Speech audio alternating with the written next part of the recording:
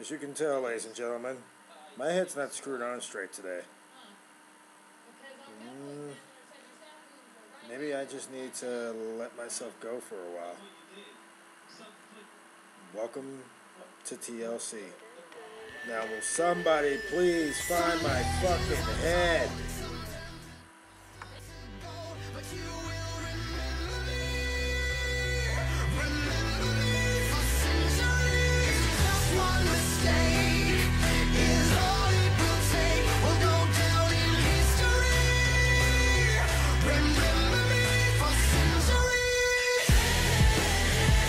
Ladies and gentlemen, welcome to TLC. This is the Captain Ron Johnson, and I'm a little bit under the weather today. I don't know. It's just been rather disturbed. Okay, I thought we were gonna fix this whole camera problem, guys. I mean, this is getting kind of ridiculous. I thought after the last time with the weird old school, the Old West photo thing, you guys would just let it go. I mean, really, what the hell is this shit? You're killing me here with this mess. Can we fix that, please? Can we? There, that's better. Hey, what the hell was that? No, seriously, what the hell was that? Hello? Okay, I have no idea what that was. Apologize for that. There's been some madness going on. Clearly my staff is having way too much fun at my expense and I don't even know about it yet. Anyhow, ladies and gentlemen, we literally just finished up the New Year special and we feel pretty good about it because it was rather fun, it was rather enjoyable. It felt good to just get out there and have ourselves a grand old time. And we're thankful for everybody who actually took the time out to actually watch that one. But things have changed. We now have our 2 national championship semifinalists. We will have a national championship game next week in the Big D in Dallas, Texas, which is actually auspiciously perfect timing considering what just happened earlier this afternoon.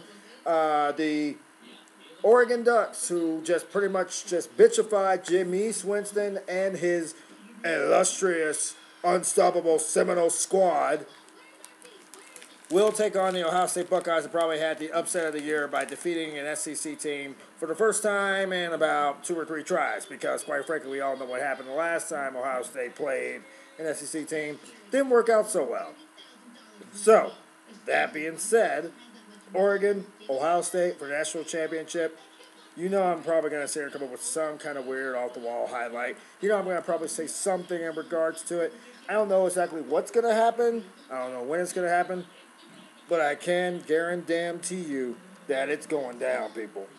That being said, sorry, I pretty much have to eat now because I haven't had a chance to eat all day.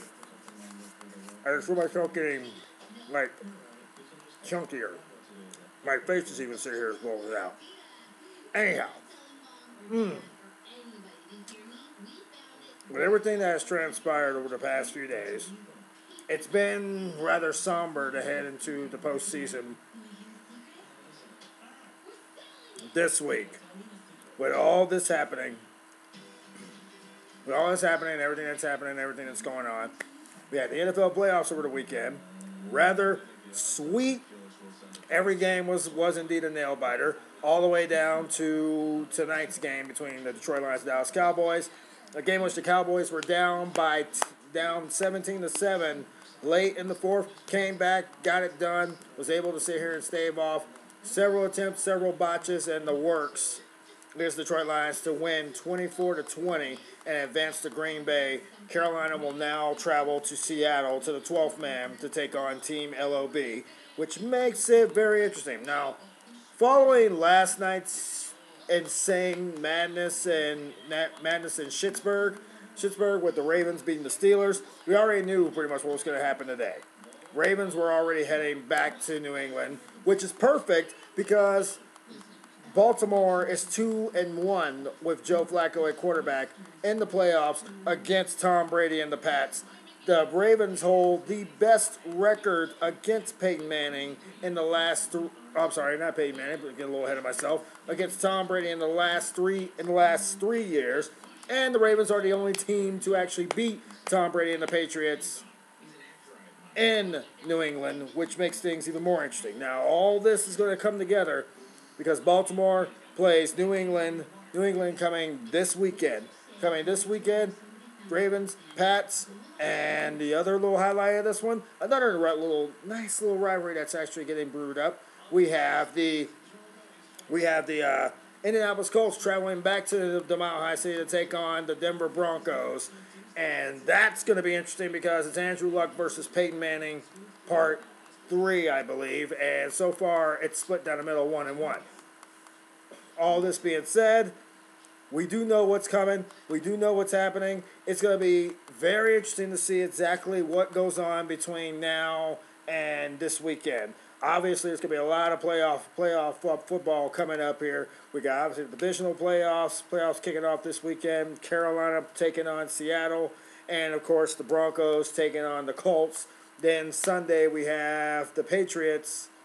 We have the Patriots taking on the Ravens, and the Cowboys taking on the Packers. We'll have those picks for you on Friday night. And then Monday night, the national championship game between Oregon and Ohio State. So a lot of good football for you guys. 3 good, glorious days of it, to be exact.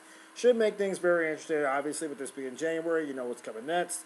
Colorado Ice are going to be kicking it into high gear with a new team, new owner, new regime, new factions, new everything. I cannot wait to see it actually be able to be around those guys again. Can't wait to see you guys in a couple of weeks. Big shots out goes out to Coach O'Neill, and all our great coaching friends with the Ice. Whole basically the offseason has been kind to you. I know that it's been kind of a shit ride over the last few months, but pretty sure it's totally worth it. Which brings us to. I'd love to. Okay, what we gotta do UFC? We gotta really talk about UFC? Okay, fine. UFC 182 was over the weekend, and of course the judges copped the bribe of John Jones and Daniel Cormier. From what I'm actually been told, Daniel Cormier pretty much had this fight in the first couple of rounds. And when I was checking the highlights on SportsCenter this morning, I kind of noticed that they didn't really show many highlights of Daniel Cormier. They only showed more highlights of John Jones, which means Dana White is doing everything in his power to get into the pockets of everybody, which is kind of tragic considering circumstances. But I've literally already said time and time again that Dana White literally does not want John Jones to lose that title because he's so-called bringing legitimacy to it. Dana, get ready. You know what I'm capable of. You know I'm capable of putting fuckholes on the hot seat. You are coming. I promise you. In 2015, Dana White, I'm going to put your ass on the hot seat for all the shenanigans that has literally happened over the last year and a half in regards to John Jones and the UFC light heavyweight title. And I'm going to tell you right now, the worst Kevin Hart, you going to learn today. You going to learn exactly what it's like to basically have a long dick and be a long dick. Plain and simple.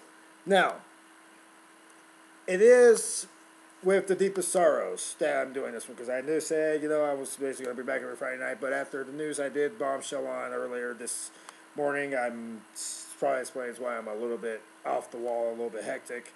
For those who pretty much are big connoisseurs of the sports world, including myself,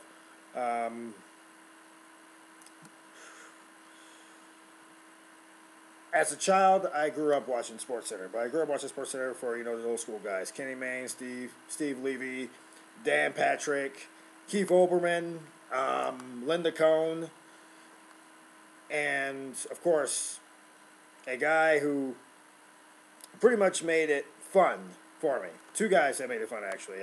Chris Berman was one of those guys, because his sound effect things and the way he sits there and would do the recaps was just impressive for me, because it literally gave me motivation that, hey, if Boomer can do it, then I can do it. But earlier this morning, and depending on what time zone you're in, the ESPN family, the SportsCenter family, lost one of their greats. Arguably one of the greatest sportscasters of all time, one of the innovators and motivators to basically keep building up to the top of the food chain. And it was indeed with deep sorrow that myself as well as ESPN were made the announcement of the passing of legend, Hall of Famer, all around great guy, great spirit, survivor, fighter, innovator, motivator, dedicator, proud husband, proud father, great friend, Stuart Scott. And I honestly wish I had, some kind of videos to be able to show of, Stuart Scott at his finest, but ESPN pretty much took care of that for us. And one of my best moments of Stuart Scott was the first time I ever actually heard him on the air, and him just saying with his own style of giving play-by-plays and talking about interviews and stories. He had that swagger about him that basically he was swagger before swagger was cool. That was what Stuart Scott was to me. He was that guy who literally could go into a room and just do absolutely nothing, but people would just navigate to him because his energy was just, it was beautiful. The guy literally was one of the main reasons I got into sports writing and came into sports reporting, and I wanted to mimic everything that Stuart Scott did, but it's impossible because you cannot mimic perfection. And that's what I felt when in regards to Stuart Scott. And that's probably why I do this now. It's probably why TLC is mainly back and why TLC is going to keep going, even when I may got the gray hair, when the cancers come, and when through the marriages, the divorces, the makeups, the breakups, and everything else. I've quit on a lot of things in my life, but I'm damn sure not going to quit on a dream that I feel is going to be big for me. And this is the way I feel about it. Stuart Scott, I thank you so much for being that motivation for myself, as well as very loyal members of my family. Nick the Flick Martinez, Jay Johnson, AJ Johnson, Fred Rajani, a.k.a. the F-Bomb, Joe Burgett,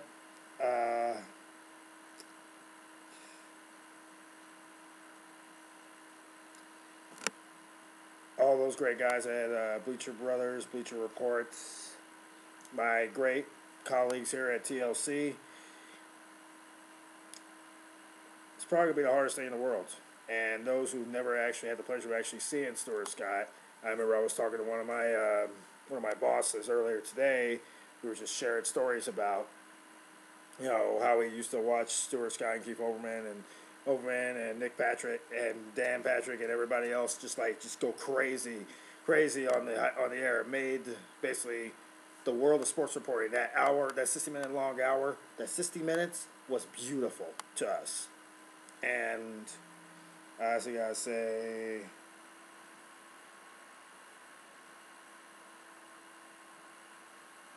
that it was an absolute pleasure to be able to